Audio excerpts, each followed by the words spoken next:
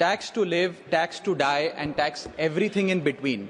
इस जीवन में दो ही चीजें निश्चित हैं। There are only two things that are certain, death यानी कि मृत्यु, और दूसरा है टैक्स।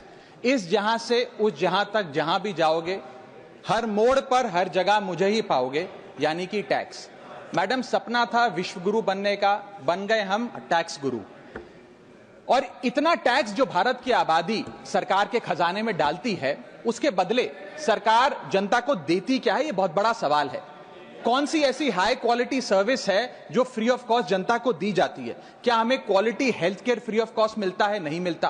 क्या हमें वर्ल्ड क्लास एजुकेशन मिलती है? नहीं मिलती। क्या हमें फ्री वर्ल्ड क्लास ट्रांसपोर्टेशन मिलता है? नहीं मिलता। क्या हाई क्वालिटी रोड्स मिलती हैं? अगर अच्छी हैं तो टोल टैक्स भरना पड़ता है। क्या 24 घंटे सातों दिन बिजली आती है? नहीं आती। तो इतना सारा जो टैक्स सरकार इकट्ठा करती है, उसका करती क्या है? इसीलिए मैं कहना चाहता हूं दैट वी इन इंडिया पे taxes like in developed countries to get services like in sub-Saharan countries. Madam, from the moment a child is born to the very moment his family mourns his death, the government is there at every step, not to help you, but to tax you.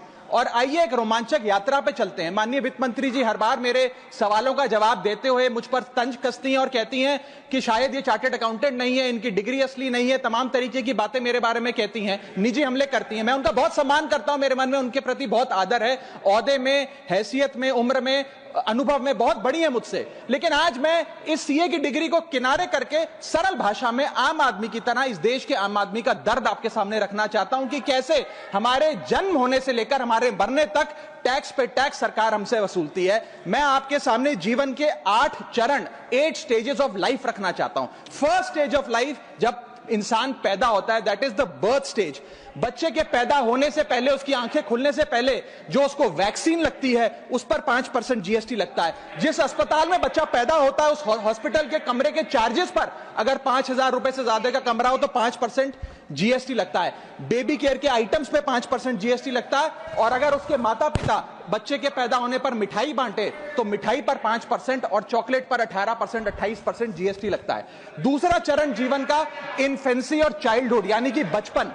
बचपन में baby food जो खरीदा जाता है उस पर 12 से 18% GST, diaper जो खरीदा जाता है उस पर 12% जीएसटी, बेबी स्ट्रोलर पे 5 से 12% जीएसटी, और जो खिलौने बच्चे को दिए जाते हैं उन खिलौनों पर भी 12% जीएसटी लिया जाता है। जब मुंडन होता है बच्चे का, पहला हेयर कट जिसे कहते हैं, उस हेयर कट की सर्विसेज पर भी 18% जीएसटी, और पहली बर्थडे पार्टी पर जो फोटोग्राफी होती है, फोटो खिंचवाई जाती है, उस फोटोग्राफी सर्विसेज पर भी 18% जीएसटी। यहां तक कि नामकरण की बर्थडे पार्टी जो की जाती है उस पर भी केटरिंग सर्विसेज से लेकर खान पर 18% जीएसटी सरकार वसूलती है। अब बच्चा स्कूल जाना शुरू करता है तो स्कूल जाने पर यूनिफॉर्म से लेकर जूतों, स्कूल बैग, लंच बॉक्स, सब पर जीएसटी लगता है। 12% जीएसटी नोटबुक पर लगता है, 18% जीएसटी स्टेशनरी आइटम पर लगता है। और उसके बाद अगर कोई एक्स्ट्रा करिकुलर एक्टिविटी बच्चे को करनी हो, कोई म्यूजिक क्लास करनी हो या फिर कोई स्पोर्ट्स कोचिंग की क्लास वो ले ले, उस पर भी 18% जीएसटी देना पड़ता है। प्राइवेट ट्यूशन ले तो उस पर भी जीएसटी, और पहली साइकिल जो बच्चा खरीदता है उस पर भी 12% जीएसटी देना पड़ता है। तीसरी अवस्था जीवन की, टीनेज ईयर्स, ये वो काल होता है जो सबसे मस्त मौला टाइम होता है जीवन का, बेहतरीन बेफिक्री का। इसमें बच्चा, यंग जवान लड़का लड़की अपना पहला स्मार्टफोन खरीदते हैं। उस स्मार्टफोन पर जीएसटी लगता है, अगर महंगा हो, विदेशी हो तो इंपोर्ट ड्यूटी भी लगती है। फिर वो अपना फोन रिचार्ज कराता है, उस पर जीएसटी लगते हैं। ब्रॉडबैंड इंटरनेट का कनेक्शन लेता है, उस पर जीएसटी लगता है। नेटफ्लिक्स, स्पॉटिफाई या वीडियो गेम की सब्सक्रिप्शन लेता है, उस पर भी जीएसटी देना पड़ता है। और अगर अपने दोस्तों के साथ पिक्चर देखने बाहर जाए तो पिक्चर की टिकट पर जीएसटी, एंटरटेनमेंट टैक्स और पॉपकॉर्न पर भी जीएसटी अब लगने लग गया है। तो तमाम तरीके के सॉल्टेड कैरेमल पॉपकॉर्न पर भी सरकार आपसे जीएसटी वसूलती है। इस बीच जब आप 18 साल के होते हैं और पहली बाइक या पहला स्कूटर खरीदते हैं, उस बाइक और स्कूटर पर आपसे जीएसटी लिया जाता है, व्हीकल इंश्योरेंस पर जीएसटी लिया जाता है, और उसके बाद रजिस्ट्रेशन टैक्स और रोड टैक्स के नाम पर भी पैसा लिया जाता है। जीवन की चौथी अवस्था, fourth stage of life, higher education की। इस हायर एजुकेशन की अवस्था में आप यदि प्राइवेट कॉलेज में पढ़ रहे हैं तो प्राइवेट कॉलेज की ट्यूशन फी पर जीएसटी लगता है। हॉस्टल में रह रहे हैं या पीजी का रेंट भर रहे हैं तो उस पर जीएसटी लगता है। स्टूडेंट लोन की प्रोसेसिंग फी पर जीएसटी लगता है। किताबों से लेकर लैपटॉप तक जीएसटी लगता है। और अगर माता पिता संपन्न हैं और बच्चे को विदेश भेजते हैं पढ़ने के लिए तो फॉरेन रेमिटेंस पर टैक्स कलेक्टेड एट सोर्स सरकार लागू करती है। अब आते हैं 5वीं अवस्था पे, जब वो अपना करियर शुरू करता है। ये वो एज है जिसे मैं golden age of direct taxes कहूंगा। अब ये डायरेक्ट टैक्स के जंजाल में आदमी फंस जाता है इस उम्र में, जब उसकी पहली नौकरी लगती है। तो नौकरी में आमदनी अनुसार उसके स्लैब रेट के हिसाब से उस पर टीडीएस पहले काटा जाता है, मानो जेब काटी जा रही हो, और फिर इनकम टैक्स वसूला जाता है। जब पहली बार उसको पगार मिलती है, वेतन मिलता है, वो माता पिता या दोस्तों को बाहर खाने पे ले जाता है, पिक्चर दिखाने ले जाता है, उस खाने के बिल पर भी सरकार जीएसटी वसूलती है। और जैसे जैसे उसकी सैलरी बढ़ती है वैसे वैसे स्लैब अनुसार उससे इनकम टैक्स वसूला जाता है। इसके बाद आज वर्क फ्रॉम होम का कल्चर चल रहा है, तो वर्क फ्रॉम होम में इंटरनेट बिल्स हो, ब्रीफकेस हो, लैपटॉप हो, इन सारी चीजों की खरीद पर सरकार जीएसटी लेती है। और अगर आप ये पैसा निवेश करें, इस निवेश करने पर आप कोई भी फाइनेंशियल इंस्ट्रूमेंट खरीदें तो सिक्योरिटी ट्रांजैक्शन टैक्स के नाम पर, मैडम मेरा समय जा रहा है, कोई फाइनेंशियल इंस्ट्रूमेंट खरीदे तो फाइनेंशियल इंस्ट्रूमेंट की खरीद पर सिक्योरिटी ट्रांजैक्शन टैक्स, उसकी ब्रोकरेज पर जीएसटी और फाइनेंशियल एडवाइजरी पर जीएसटी, और जब आप ये फाइनेंशियल इंस्ट्रूमेंट बेचते हैं तो उसके मुनाफे पर सरकार आपसे कैपिटल गेन टैक्स वसूलती है। यहां तक कि हेल्थ इंश्योरेंस और लाइफ इंश्योरेंस प्रीमियम्स पर भी सरकार आपसे जीएसटी लेती है। इसी सरकार के मंत्री माननीय गडकरी जी भी सरकार से यही गुजारिश कर रहे हैं कि इंश्योरेंस प्रीमियम पे कम से कम जीएसटी हटा दिया जाए। इसके बाद इंसान अपने जीवन की छठी अवस्था में आता है, यानी कि मिडिल एज। इसमें उसकी आमदनी भी पीक पर होती है और उसका टैक्सेशन भी पीक पर होता है, अप्रेजल होता है, प्रमोशन होता है, बोनस मिलता है, और हाई टैक्स स्लैब के चलते वो अपनी कमाई का एक अधिकांश हिस्सा इनकम टैक्स में सरकार को जमा कराता है।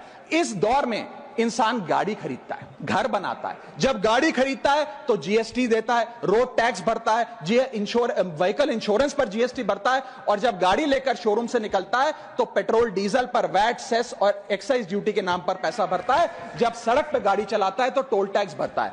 फिर वो अपना घर भी खरीदता है, जमीन खरीदता है। जब जमीन खरीदता है तो स्टैंप ड्यूटी फीस सरकार को देता है। जब कंस्ट्रक्शन मटेरियल खरीदता है घर बनाने के लिए तो कंस्ट्रक्शन मटेरियल पे, चाहे वो सीमेंट हो, मार्बल हो, स्टील हो, उस पर जीएसटी देता है। उसके बाद जब कंस्ट्रक्शन सर्विसेज लेता है किसी बिल्डर से, ठेकेदार से, कॉन्ट्रैक्टर से, तो उस कंस्ट्रक्शन सेवाओं पर भी जीएसटी सरकार आपसे वसूलती है। और जब घर बन जाए तो एनुअल प्रॉपर्टी टैक्स और हाउस टैक्स के नाम पे आपसे पैसा लिया जाता है। और जब आपको पैसे की आवश्यकता पड़े और आप ये घर बेच दें तो कैपिटल गेन्स पर भी सरकार आपसे उस मुनाफे पे टैक्स वसूलती है। और इस बीच शादी तो रह ही गई, फिर इंसान शादी करता है, इस बीच तो बैंक्वेट हॉल बुक करता है, उस बैंक्वेट हॉल की बुकिंग पे टैक्स भरता है। शामियाना, खाना, केटरिंग सर्विसेज लेता है, उस पर जीएसटी भरता है। ज्वेलरी खरीदता है, उस पर जीएसटी भरता है।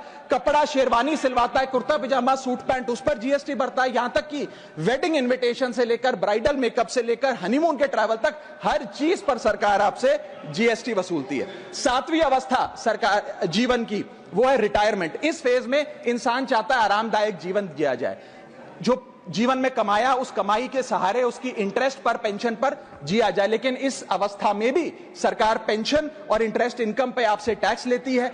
बूढ़ा हो जाता है, दवाई इलाज की जरूरत पड़ती है तो हेल्थ केयर बिल पर, दवाइयों पर आपसे जीएसटी लिया जाता है। लाइफ इंश्योरेंस और हेल्थ इंश्योरेंस प्रीमियम पर तो जीएसटी लेती है। और इस दौर में वो अपनी वसीयत लिखता है, फैमिली विल। उस फैमिली विल पर जो लीगल फीस देता है, उस लीगल फीस पर भी उसे जीएसटी देना पड़ता है और स्टैंप ड्यूटी देनी पड़ती है। और 8वीं जीवन की अवस्था, यानी कि जीवन की समाप्ति, जब उसका स्वर्गवास हो जाता है, उसके जीवन का अंत हो जाता है, यहां भी सरकारें उसका साथ नहीं छोड़ती। यहां पर भी सरकारें उस पर टैक्स लगाती हैं।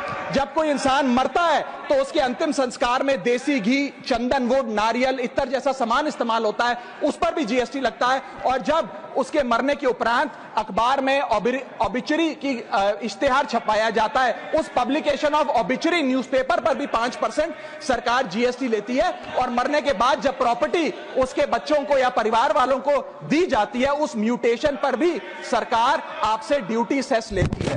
यह है life cycle of taxation model. लेकिन मैडम, सबसे जरूरी बात यह है कि इतना टैक्स देने के बाद सरकारें हमें देती क्या है। मैं जानता हूं कि टैक्स सरकार के लिए जरूरी है, इस सरकार के लिए नहीं, जितनी सरकारें इस देश में रही सबने टैक्स लगाकर जनता से पैसा लिया। टैक्सेस वास्तव में जरूरी हैं, लेकिन सवाल यह है कि क्या ये टैक्सेस हमारी इकोनॉमी को बढ़ा रहे हैं या हमारी इकोनॉमी को खा रहे हैं? क्या इससे हमारी जिंदगी बेहतर हो रही है या हमारी जिंदगी बदतर हो रही है? इतने टैक्स लगाने की वजह से आज हमारी आमदनी घट रही है, इस वजह से खपत गिर रही है, कंजम्पशन गिर रही है, डिमांड नहीं बढ़ रही है और प्रोडक्शन गिर रही है। इस वजह से पूरा इकोनॉमिक साइकिल जो हमारा इकोनॉमी का चक्का है वो धीमा हो गया है। मैडम, इस देश में, बस समाप्त कर रहा हूं, इस देश में मैं मेरी पार्टी के टाइम से आप ले लीजिएगा, मेरी पार्टी के टाइम से ले लीजिएगा। मैडम, इस देश में 80 करोड़ जनता 5 किलो फ्री राशन के सहारे जी रही है। आपको जान के अचंभा होगा, इस 80 करोड़ जनता से भी ये सारा जीएसटी लिया जाता है, दिन प्रतिदिन लिया जाता है, जो आज मैंने पढ़ के सुनाया। सिर्फ अमीर नहीं, गरीब से गरीब आदमी भी जीएसटी देता है। और अंत में मैं बस इतना ही कहना चाहूंगा कि क्योंकि इतना टैक्स लगा लगाकर सरकारें जनता का खून चूसती हैं, उस वजह से आज एफएमसीजी की सेल्स घट रही हैं, एफएमसीजी के स्टॉक गिर रहे हैं, कंजम्पशन डाउन हो रही है, नई गाड़ियों की सेल श्रिंक कर रही है, तमाम तरीके की जितनी भी न्यू परचेजेस होती हैं उसमें मंदी देखी जा रही है। सरकार को जीएसटी कम करना चाहिए, कम करेंगे तो जनता की जेब में पैसा आएगा तो मांग बढ़ेगी, खपत बढ़ेगी और इकोनॉमी का चक्का चलेगा। आपका समय समाप्त। बहुत बहुत शुक्रिया। माननीय श्री एम वेंकट सुब्बा रेड्डी जी, आपका समय